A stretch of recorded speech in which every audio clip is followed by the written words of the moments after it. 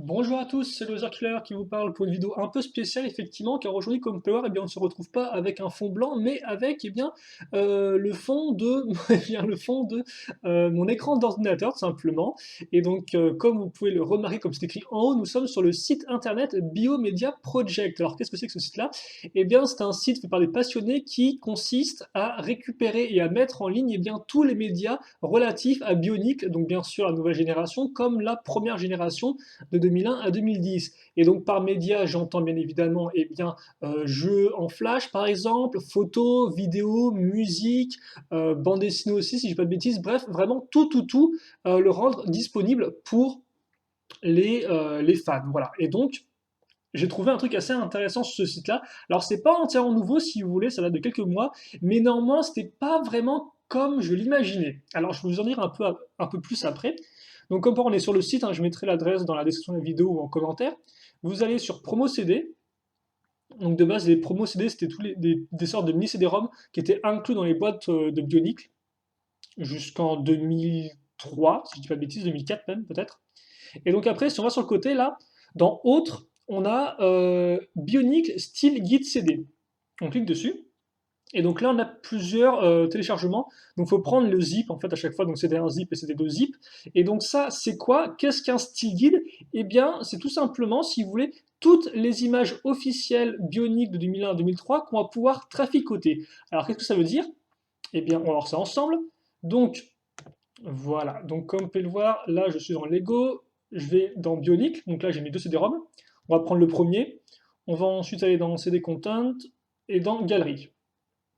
Là on a les années comme vous pouvez le voir, donc 2001-2003.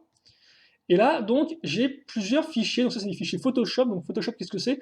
Photoshop c'est un logiciel qui permet de éditer des images, de les transformer, de les modifier.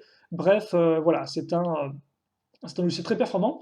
Et donc, si j'ouvre par exemple ce fichier-là, on va mettre oui, ça, ok. Eh bien, qu'est-ce que j'ai? Eh bien, j'ai une image de Bionic 2001, donc c'est l'Iwa, comme vous pouvez voir, donc le toit de l'air, si je ne me trompe pas. Donc le toit de l'air ou de la jungle, je ne sais plus ce que c'est, parce qu'en fait, il y a eu une confusion entre génération 1 et génération 2, je me souviens plus exactement. Et donc, comme vous pouvez voir, donc, vous allez me dire, ouais, le Killer, c'est cool, effectivement, c'est l'image qu'on peut avoir sur les posters à l'époque, etc. Mais en fait, ce qui est encore plus cool, c'est que Photoshop, ce qui est intéressant, c'est que c'est un logiciel qui fonctionne par calque. En clair, si vous voulez, vous allez créer votre image à l'aide de plusieurs calques que vous allez mettre les uns sur les autres afin de créer une image complète. Et donc, ce qui est vraiment intéressant, et c'est effectivement à l'époque, parce que ça, en fait, ces CD-là, ils ont à peu près, je crois, ils sont sortis il y a à peu près 3 4 mois. Et donc, à l'époque, on m'avait dit, ouais, tu peux obtenir les images de fond des vieilles images bioniques. Mais le truc, en fait, c'est que je pensais qu'on avait que les images de fond, alors qu'en fait, non, on peut vraiment tout modifier. Et donc, concrètement, ça veut dire que là, comme vous pouvez voir, j'ai tous mes calques. Donc, tous mes calques qui composent l'image. Et donc, par exemple, là, eh bien, si j'enlève celui-ci, j'enlève, comme vous pouvez voir, directement un détail sur l'image. Donc là, par exemple, c'est les branches. Et donc, ça, c'est complètement dingue, si vous voulez, parce que à l'époque, moi, en 2001, donc quand j'étais gosse, j'étais face à ces posters-là, donc j'étais face à ces images-là, je les voyais en tout petit. Et maintenant, 10 ans plus tard, enfin, non, même 15 ans plus tard, je peux les modifier, quoi. Je me rends compte effectivement comment elles ont été créées par les illustrateurs de chez Lego ou de chez, j'ai plus le nom de la boîte avec laquelle bosse beaucoup Lego pour tout ce qui est images de synthèse et autres. Je crois que c'est Ghost en Danemark, mais je peux peut-être me tromper. Bref, moi je trouve ça complètement dingue si vous voulez parce que bah voilà, je peux voir comment a été fait l'image. Donc par exemple, on va tout retirer un par un pour les voir. Mais voilà, par exemple, là déjà, donc je me rends compte que je peux retirer les branches. Donc c'est, en fait, si vous voulez un exemple un peu plus concret pour vous, pour que vous puissiez comprendre, c'est comme si vous pouviez ouvrir l'illustration d'une boîte Lego Ninjago et qu'en fait, eh bien, vous pouviez supprimer par exemple le véhicule, le Ninja Kai, le Ninja Zane, le fond, etc. Voir comment tout a été créé. Et bien là, c'est pareil. Donc par exemple, là, j'ai viré des branches. Là, je vire, comme on peut voir, un effet d'ombre. Qu'est-ce que c'est ça? Là, c'est le petit arbuste au bout, et donc c'est complètement dingue parce que vous pouvez complètement jouer avec les images. Donc forcément, c'est intéressant d'un point de vue pratique parce que si vous voulez, eh bien, vous pouvez supprimer les on va essayer de trouver les Où est-ce qu'il est, on va essayer de trouver la grande forme. Il est là, je pense. Donc là, comme on peut voir, je supprime les Là, c'est un autre effet de lumière. Hop là. Il y a un bout qui reste encore, je crois. Voilà, comme ça. Et donc là, effectivement, eh bien, si je veux, je peux réutiliser l'image pour mettre autre chose dessus, quoi. Mais enfin, j'arrive toujours pas à y croire parce que je trouve ça complètement fou, quoi. Je veux dire, voilà, c'est ça, quoi. Je veux dire, j'aurais jamais cru personnellement, il y a 15 ans, en regardant mon image de Liwa en tout petit sur un petit poster comme ça et tout, que 15 ans plus tard, je puisse la modifier, quoi. Moi, ça me rend complètement, enfin, quand j'ai découvert ça, franchement, il y a quelques jours, je me suis dit, c'est complètement fou, quoi. Et je me suis dit, forcément, il faut que j'en fasse une vidéo. Et donc voilà, comme quoi on peut continuer, on peut virer image par image. Voilà, là, comme quoi il y a plein de couches de feuilles différentes que je peux retirer au fur et à mesure. Donc forcément, comme quoi l'image, des fois, elle n'a pas beaucoup de sens quand vous retirez les calques. Là, par exemple, j'ai des espèces de coupures qui sont très violentes au niveau de l'image.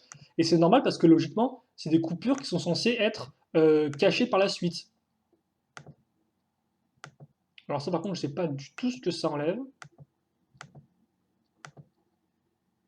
Mais comme on peut voir, là, on est passé d'une image avec l'IWA à plus du tout de feuilles, plus du tout de l'IWA. Là, j'enlève, je crois, un effet de lumière. Enfin bref, voilà. Donc ça, c'est pour vous montrer un peu le concept. On va peut-être essayer juste de... Voilà, donc comme ça, on peut voir vraiment, comment a été créée l'image, quoi, étape par étape. D'abord, on ajoute un peu de lumière, après, on met un peu de brouillard, un peu d'ombre, on rajoute du feuillage. Enfin, ça, voilà, c'est... Donc forcément, ça, c'est un truc qui est normalement à usage interne unique chez Lego. Mais forcément, comme c'est à peu près 13 ans, je pense que Lego fait passer, hein, ils sont pas vraiment du genre à... Voilà, donc là, comme part, j'ai carrément tout viré. Donc on se retrouve avec le fond. Et encore, je pense que voilà, le fond, voilà, plus d'ombre, plus de brouillard. C'est quoi ça? C'est super violent. C'est quoi ce truc? Qu'est-ce que c'est que ce machin? Regardez, en plus, il est caché dans l'image, quoi. C'est c'est super violent, regardez. Qu'est-ce que c'est que ce machin? Parce qu'en fait, il est complètement caché de l'image une fois que, regardez, quand vous avez mis le calque de fond. Alors, ok, il y a un monstre dans l'image de Lewa, il y a un loup. Alors, ça aussi, c'est complètement fou parce que vous pouvez voir effectivement des trucs qui n'ont pas été utilisés, quoi. Vous pouvez vraiment enfin, découvrir des trucs cachés. Enfin, c'est flippant, d'accord, ok, il y a un gros loup, ça fait super peur. Bref, ok, donc alors lui par contre, je pense pas qu'il soit très très bionique là, hein, parce qu'il me dit pas grand chose. Il a l'air quand même plus organique animal que vraiment mécanique ou biomécanique, hein, ça me paraît en pensant à Rai. D'accord, donc en fait dans l'image du livre, il y a un loup caché dedans. Je ne sais pas du tout à quoi ça sert. Je ne sais pas pourquoi le designer l'a fait. En tout cas, il est là. Voilà. Et donc en fait, ce qui est intéressant dans cette vidéo, c'est qu'on va en fait surtout ouvrir plusieurs trucs ensemble, hein. Parce que là, forcément, je vous ai un peu montré le concept de A à Z. Mais ce qui est très intéressant, c'est vraiment de redécouvrir. Alors, oui, effectivement, on pourrait penser que le monstre se cache là avec l'espèce d'œil, on dirait, un sorte d'œil, ouais. Bref, voilà. Donc, ce qui est très intéressant, effectivement, c'est de découvrir ensemble plusieurs images. Alors, par contre, comment je ferme? Eh bien, je suis bien embêté parce que j'ai mis la fenêtre de capture pile poil là où on pouvait fermer le calque. Bref, ce n'est pas grave. Donc, ce qu'on va faire en fait maintenant, eh bien, c'est qu'on va ouvrir d'autres images un peu au hasard. Donc, le CD1, si vous voulez, contient tout ce qui est les images médias utilisées dans les posters, un peu général si vous voulez, alors que le CD2, ça va plus être tout ce qui est fond d'écran. Donc, par exemple, les fonds d'écran, c'est vraiment tout ce qui se centralise sur un temps en particulier. On verra ça ensemble de toute façon. Bah écoutez, on va alors, je ne sais pas si on va tout faire parce que ça va prendre sinon beaucoup de poids dans la vidéo, je pense. Mais on va peut-être en faire quelques-uns comme ça, histoire de voir rapidement.